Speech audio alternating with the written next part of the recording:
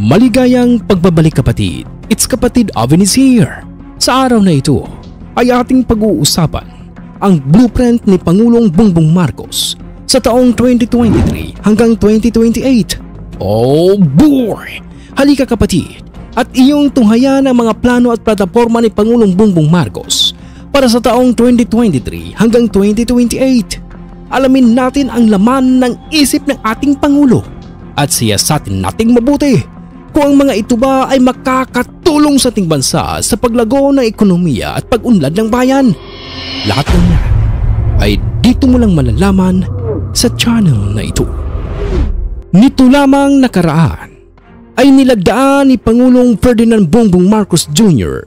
ang executive order na nag-approve tungkol sa Philippine Development Plan para sa taong 2023 hanggang 2028.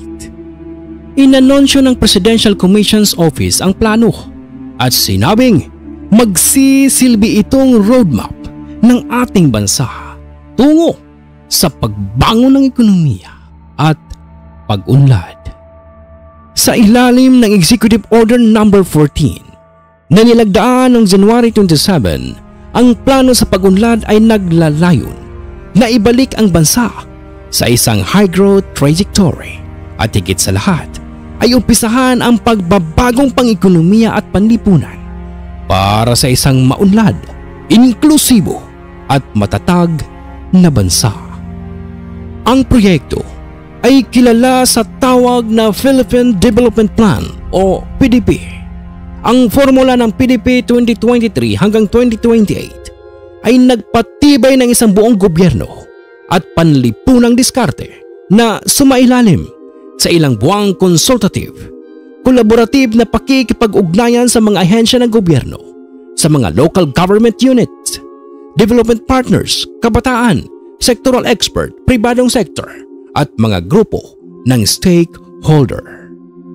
Ang PDP 2023 hanggang 2028 ay isang plano para sa malalim na pagbabagong pang-ekonomiya at panlipunan upang muling pasiglahin ang paglikha ng trabaho at pabilisin ang pagbabawas ng kahirapan sa pamamagitan ng pagtutulak sa ekonomiya pabalik sa isang landas ng mataas na paglago. Ang paglagong ito ay dapat na inklusibo, pagbuo ng isang kapaligiran na nagbibigay ng pantay na pagkakataon sa lahat ng mga Pilipino at binibigyan sila ng mga kasanayan upang ganap na makilahok sa isang makabago at pandaigdigang economic competition. Sinabi ng PCO na ang 8-point socio-economic agenda ni Pangulong Bongbong Marcos ay nagsilbing pundasyon para sa plano na naglalayong muling pasiglahin ang paglikha ng trabaho at pabilisin ang pagbabawas ng kahirapan habang tinutugunan ang mga isyu na dala ng pandemya ng COVID-19 dahil hanggang ngayon ay dama pa rin ng ating bansa ang epekto ng pandemya. Bagamat nakakalabas-labas na tayo ng ating tahanan ay hindi pa nung ganoon na nakakabangon ng ating ekonomiya buhat sa hagupit ng pandemya. Ang PDP 2023 hanggang 2028 ay naunang inaprubahan ng National Economic and Development Authority Board kasunod ng cabinet level at technical interagency discussions at stakeholder consultations.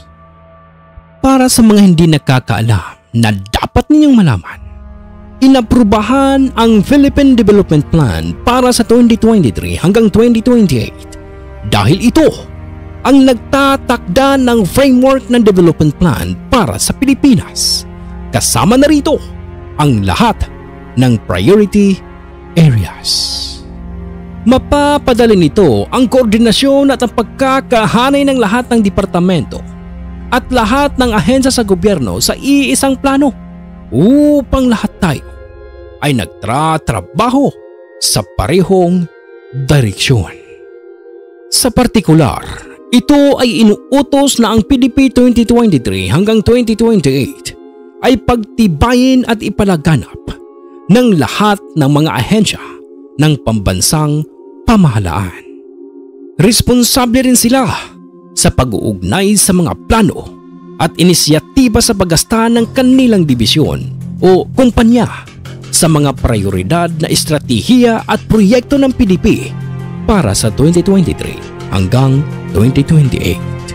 Sa pagtatapos ng unang quarter ng 2023, sinabi ng PCO, ang PDP 2023 hanggang 2028 ay ganap na at na-update taon-taon o kung kinakailangan ng NEDA.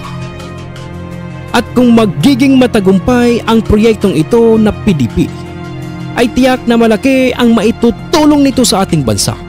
Una na ay ang pang-agrikultura sa isang maunlad na lipunan na tutugunan ng agrikultura ang halos lahat ng pangangailangan ng tao sa pamamagitan ng pagtatanim at pag-aalaga ng hayop.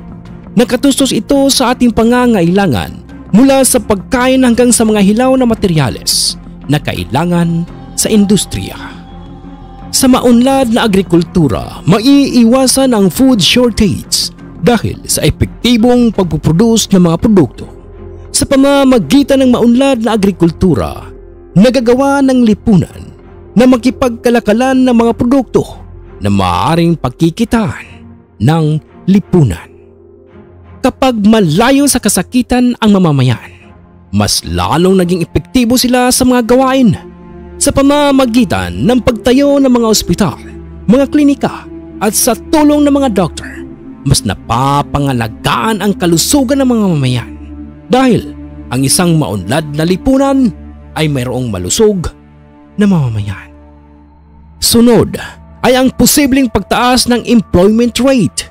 Sa tulong ng PDP at edukasyon ay maaaring makapagtapos ang mga kabataan at nagkakaroon ng magandang trabaho.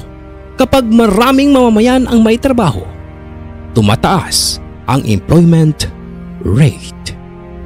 Kapag lahat ng tao ay may trabaho na, may magandang sweldo na, kaya na nilang matutugunan ang kanilang pangangailangan at maaaring wala nang maghihirap pa sa kawalan ng trabaho.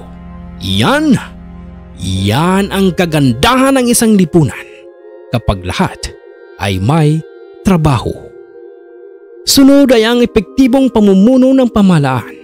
Nagiging maunlad ang isang lipunan dahil sa epektibong pinuno ng lipunan.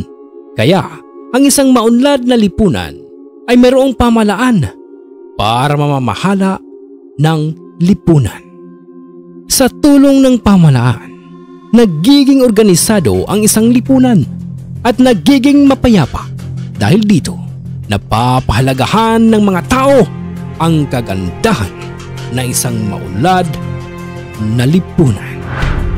Sana ay naging malinaw sa inyo ang laman ng video na ito. Marahil tulad ko ay natutuwa ka rin sa balitang ito tungkol sa proyekto ngayon ng ating gobyerno. Basta matuto tayong magtiwala dahil hindi naman ganon na ura-urada ay biglang puputok sa pag-unlad ang ating bansa. Basta ang mahalaga ay lagi nating nababalitaan ang mga plano ng gobyerno ngayon.